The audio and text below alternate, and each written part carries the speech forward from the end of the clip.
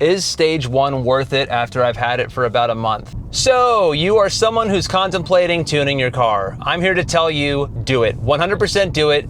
Just stop the video now and move on. Buy MHD, buy their super license, flash your car. If you're still here, I'm gonna tell you about my experience in the last month owning the car. So the first thing I was getting asked a lot about is my MPG. Did it take a big hit? The answer is no, it didn't at all. I would say overall, my MPG has been affected maybe 5%, around there. So I reset my tripometer in my iDrive every time I gas up. Currently I'm at like 18.6, let me see here. I'm at 18.9 with an average speed of 24.4.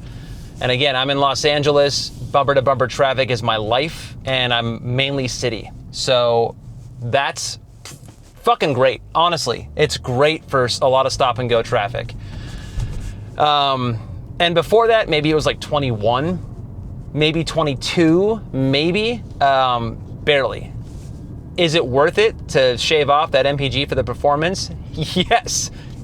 So the big thing about it is when you're just cruising around, like I'm probably 5% throttle right now as I'm driving around the city, it's unnoticeable. You don't even tell that it's tuned. It's the second you get into the throttle, holy shit, you guys, like it throws you back into your seat, and every single time I do it, I smile. And the great thing is I have the stock intake on this car right now, and I can hear the spool of the turbo, and I couldn't really hear that before. Obviously the PSI targets are higher, but just imagine once I put an intake on this and an exhaust on this, it's gonna be a whole different ball game.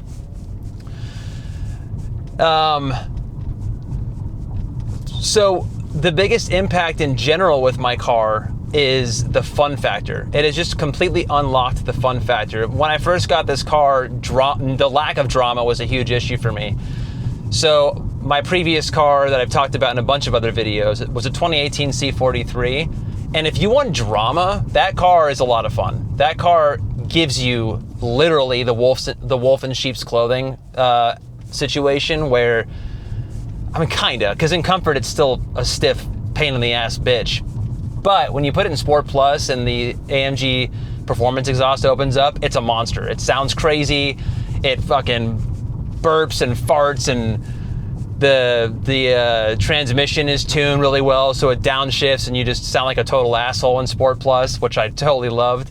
This car, you get absolutely zero of that. With the Stage 1, I can feel the beginning of that start to happen. I can feel that, okay, this car has exactly what I need to make that happen. But the biggest difference is this car feels way more refined, which I'm absolutely in love with for my daily driver that I'm gonna put 10 to 12,000 miles, maybe even more a year on. And that's just what's so cool. And you know, it's what makes me geek out about the 5 Series, and more so about BMW, because the aftermarket support is just nuts. And the fact that I can tune my car with a fucking app on my phone and a little Wi-Fi dongle into my OBD2 port, like, give me a break. By the way, I made a full video on the MHD Stage 1 install that you can check out on my channel, and I give you my first reaction of driving it. And I could barely talk because I was just being a total idiot, smiling the whole time. It's great, but I just couldn't put it into words. It was awesome.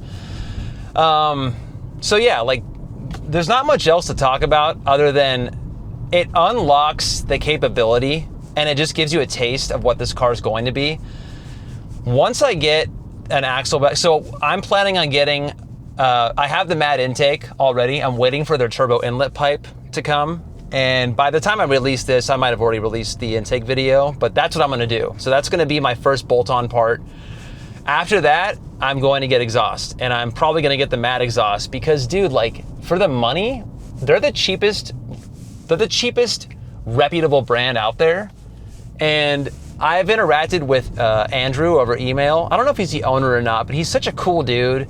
And I just like the ethos of the company. I like how they design a lot of their stuff in-house. I think all their stuff.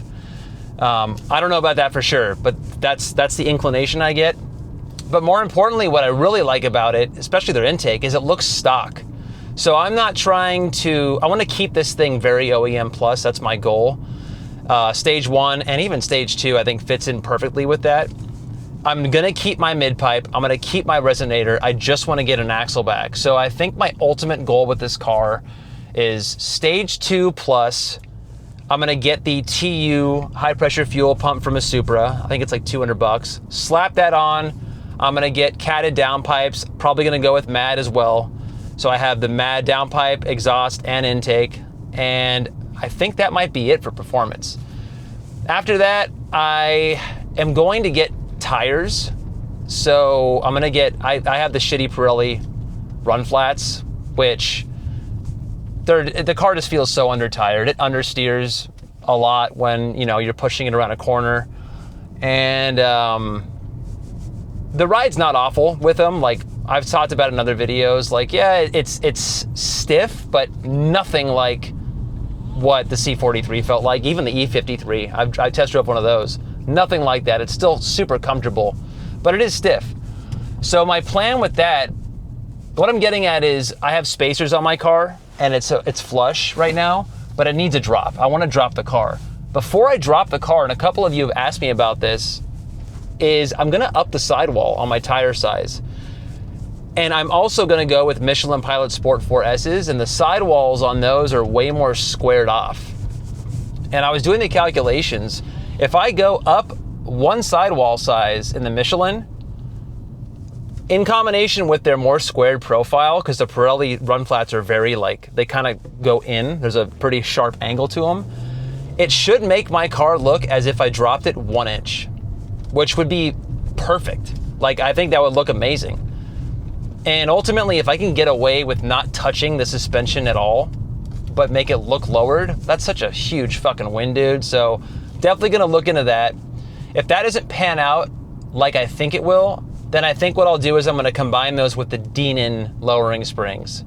Because from what I'm reading, the Denon springs are a very moderate drop. I think it's around, correct me if I'm wrong, guys, I think it's a 1/2 inch, maybe 3/4 of an inch front and rear. But more importantly, they designed it to not interfere with the ride quality. Because I had an F30 328 that I put on H&R springs, and dude, I will never do that again, ever. So that had the M suspension as well, and it fucked the ride up so bad. If I hit a pothole big enough, the whole car, like it was to the point where every pothole I hit, I was like, motherfucker, it pissed me off. I went straight to pissed right away. It was a terrible, terrible decision, so I'll never do that again. If you are looking at lowering springs for this car, I think Denon's the way to go if you want a modest drop, and it seems to be, if you want a more aggressive drop, get the Eibach Pro Kit, because I think they're progressive springs, and because of that, and the H&R are linear. I could be wrong, I might be inverting those. Long story short, the Eibachs are apparently a lot more comfortable. The H&Rs are more race. I'm driving around in fucking suburbia Los Angeles, but the Eibachs are made to maintain the factory ride. It's gonna still feel stiffer, but yeah, I think the Denons are gonna be the move with the higher sidewall. But yeah, as far as performance, that's kind of like all I wanna do, and then eventually I wanna get new wheels, but that's further down the line. And then I'm gonna get into some carbon fiber parts. I'm gonna get into carbon, and I also, guys, I need your help. One mod that I'm stuck on, that I cannot figure out if I wanna do or not, and please, I really would like you to give me input on this. Yellow DRLs. I think they look awesome. And especially on the Icon headlights, I think they look so sick.